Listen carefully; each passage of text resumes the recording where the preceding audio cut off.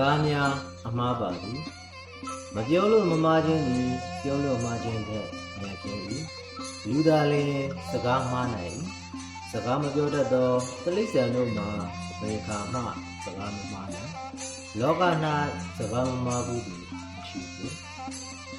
စကားများကအမှားပါသည်ဟုသောစကားတွေရှိ၏သို့တော်လည်းစကားကိုများမပြောသောသူတို့သည်သာလွန်၍မှားတတ်လေသည်စကားကိုများပြောသောသူသည်မှားသည့်အခါတတိထားပြီးနောင်မမှားအောင်တတိထားနိုင်လေသည်စကားကိုများမပြောသောသူသည်ကမှားသည်ထက်ဆိုတတ်၏အဘဲကြောင့်ဆိုသောလူတွေ၌လူအဖြစ်တတ်လေသည်မပြောလို့မမှားခြင်းသည်ပြောလို့မှားခြင်းထက်အမြင်ခြင်း၏လူသားလင်စကားမှားနိုင်စကားမပြောတတ်သောတိရစ္ဆာန်တို့မှာအဘယ်အခါမှစကားမမှားနိုင်လောက၌ကမမှားဘူးသူ